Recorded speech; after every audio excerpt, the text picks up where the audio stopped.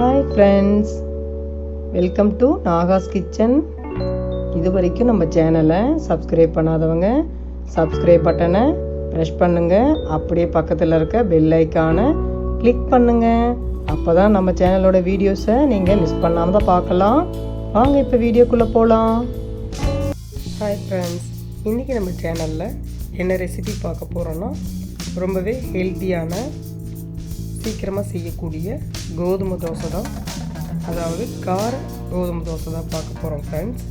இது மாவு இல்லாதப்ப டக்குன்னு இந்த கோதுமை மாவை கரைச்சிட்டு நம்ம வெங்காயம் பச்சை மிளகாலாம் வதக்கி கொட்டி கரைச்சிட்டு டக்குன்னு ஆளுக்கு 2 தோசை சாப்பிடலாம். இதுக்கு சைடிஷ் பண்ணி செய்யணும்னு கூட அவசியம் இல்லை. டைம் இருந்தால் சட்னி சாம்பார் செய்து கூட சாப்பிடலாம். டைம் இல்லை பசிக்குது அப்படின்னா டக்குன்னு கரைச்சிட்டு ஊற்றிட்டு சாப்பிடலாம். நம்ம அதை எப்படி பண்ணலான்னு பார்த்துக்கலாம் வாங்க. நான் இப்போ இதுக்கு தேவையான வெங்காயம் பச்சை மிளகாய் கருவேப்பிலை கொத்தமல்லியெல்லாம் எடுத்து வச்சுருக்கேன். அப்புறம் தேவையான அளவு கோதுமை மாவு எடுத்து வச்சுருக்கேன். இது தாளிக்கிறதுக்கு கடுகு, உளுந்து, கடலைப்பருப்பு, உப்பு இவ்வளோ தான் இதுக்கு தேவையான பொருள். இப்போ வெங்காயம் பச்சை மிளகாய் இந்த கருவேப்பிலை கொத்தமல்லி நல்லா பொடியாக கொஞ்சம் நறுக்கிக்கலாம்.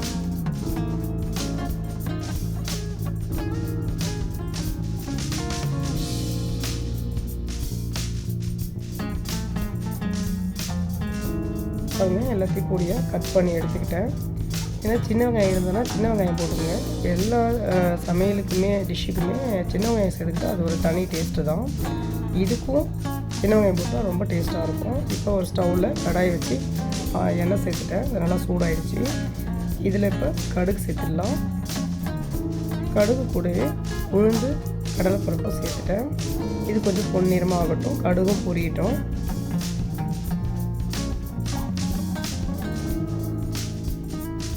இது நல்லா பொன்னிறமாக மாறிடுச்சு. இப்போ வெங்காயத்தை சேர்த்துக்கலாம். அது கூட ஃபஸ்ட்டு வெங்காயம் சேர்த்துக்கலாம். மிளகாய் சேர்த்தோம்னா படபடன்னு மேலே தெரிக்கும். வெங்காயம் சேர்த்துட்டு அது கொஞ்சம் வதங்கின உடனே மிளகாயெல்லாம் சேர்த்துக்கலாம். வெங்காயம் சேர்த்தாச்சு. இது கொஞ்சம் வதங்கட்டும்.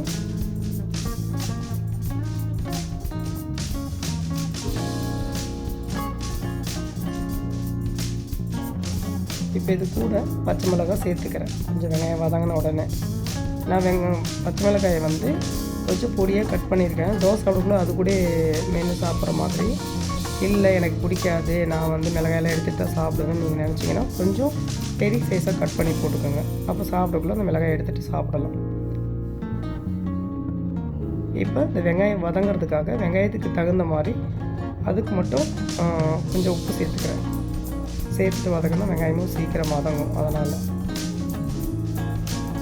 இப்போ இது வதங்கிறதுக்குள்ளே நம்ம மாவு கரைச்சிக்கலாம். இப்போ கொஞ்சம் வதங்கின உடனே நான் கொஞ்சம் கருவேப்பிலை கொத்தமல்லியை வெங்காயத்தோடு சேர்க்குறேன். இது ஒரு கிளறிட்டு இதை வதங்கிறதுக்குள்ளே நம்ம மாவு கரைச்சிக்கலாம். இப்போ இந்த மாவுக்கு தேவையான உப்பு சேர்த்துட்டேன். தண்ணி விட்டு கரைச்சிக்கலாம். முதல்ல தண்ணி ஊற்றிட்டு கெட்டியாக கரைச்சிக்கலாம். அதுக்கப்புறம் தேவையான அளவு தண்ணி சேர்த்து தோசை பதத்துக்கு கொண்டு வந்துக்கலாம். இப்போ தண்ணி கொஞ்சம் விட்டுட்டு நல்லா பிசைஞ்சிட்டேன் கெட்டியாக. இதில் இந்த கட்டி இல்லாமல் நல்லா கரைச்சிட்டு இன்னும் கொஞ்சம் தண்ணி ஆட் பண்ணிக்கலாம்.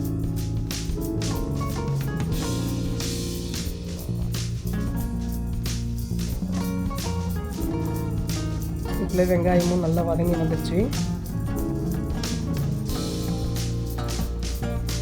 இதை எடுத்து மாவில் நம்ம வெங்காயத்தை சேர்த்துடலாம். இந்த பதத்துக்கு மாவு கரைச்சி வச்சுருக்கோம் பாருங்கள், அந்த பதத்தில் கரைச்சிக்கணும். இப்போ வதங்கின வெங்காயத்தை எடுத்து இதில் சேர்க்கணும்.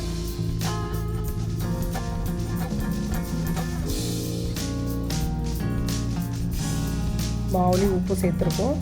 ஆனியன் வதங்கிறதுலையும் வெங்காயத்துக்கு உப்பு சேர்த்துருக்கோம். நம்ம இதை கொட்டிட்டு நல்லா மிக்ஸ் பண்ணிவிட்டு உப்பு டேஸ்ட் பார்த்துடலாம். நம்ம உப்மாவுக்கு செய்கிற மாதிரியே தான். உப்பு காரம் கரெக்டாக இருக்கணும் உப்மாவுக்கு. இல்லைன்னா உப்மா உப்மாவுக்கே அதுதான் முக்கியம். அது இல்லைன்னா டேஸ்ட்டாக இருக்காது. அதேமாரி இந்த கார தோசைக்கெலாம் காரமும் உப்பும் கரெக்டாக இருக்கணும். நம்ம எவ்வளோ மாவு எடுத்துருக்கோமோ அதுக்கு தகுந்த மாதிரி மிளகாயும் அண்டு உப்பும் சேர்த்தா தான் டேஸ்ட் பார்த்துட்டு ஊற்றினா தான் அந்த தோசை சாப்பிடக்குள்ளே நல்லாயிருக்கும். இல்லாட்டினா சல்லுன்னு இருக்கும். இப்போ நல்லா மிக்ஸ் பண்ணிட்டேன். மிக்ஸ் பண்ணிவிட்டு டேஸ்ட் பார்த்துக்க வேண்டியதுதான். டேஸ்ட் பார்க்குறேன் கரெக்டாக இருக்குது. இப்போ இது கூட பாதி அளவு கொத்தமல்லி கருவேப்பிலை எடுத்து வச்சனாலே அது இப்போ சேர்க்க போகிறேன். ஏன்னா அந்த பச்சையாக அதில் கொஞ்சம் போட்டு அதனுடைய ஃப்ளேவர் இறங்கினாலும் நல்லாயிருக்கும். நம்ம இந்த மாவு கரைச்சி ஊற்றுறதுல முருங்கைக்கீரை ஆட் பண்ணலாம், சிறுகீரை, அரைக்கீரை, எல்லா வகையான கீரையும் ஆட் பண்ணி ஊற்றலாம். அப்புறம் முந்திரி, தேங்காய் பல்லாக அரிஞ்சு அது இதெல்லாம் சேர்த்து ஊற்றலாம். அதில் இன்னொரு வீடியோவில் நான் ஒவ்வொரு வீடியோவை உங்களுக்கு அப்லோட் பண்ணுறேன். இது வந்து சிம்பிளாக சீக்கிரமாக ரெடி பண்ணுறது தான் இப்போ நான் காமிச்சிருக்கேன். சின்ன தோசையை ஊற்றுறேன், கார தோசை, கோதுமை கார தோசை. நான் கீரை சேர்க்கலான்னு சொன்னதுனால எல்லா கீரையும் ஒரே டைமில் சேர்த்துறாதீங்க. ஒவ்வொரு கீரையும் ஒரு டைம், முருங்கீரை ஒரு டைமு, சிறுகீரை, அரைக்கீரை இதெல்லாம் தனித்தனியாக, அப்புறம் இந்த முந்திரி, தேங்காய் பல் அதெல்லாம் ஒரு டைம் போட்டு வெரைட்டியாக செய்து சாப்பிட்லாம் அப்படி சொன்னேன். சரிங்களா?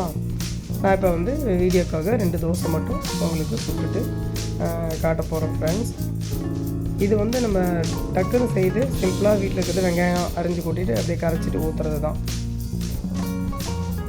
திருப்பி போட்டு இந்த பக்கம் வந்த பிறகு எடுக்கலாம். 2 பக்கமும் செவந்தால் தான் அந்த தோசை சாப்பிடக்குள்ள டேஸ்ட்டாக இருக்கும். டேஸ்ட்டாகவும் நல்ல மணமாகவும் இருக்கும் சாப்பிடக்குள்ள.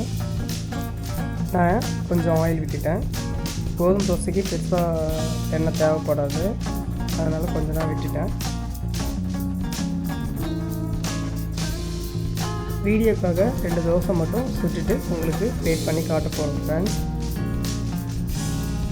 அவ்வளோதான், ப்ளேட் பண்ணிக்கலாம் வாங்க.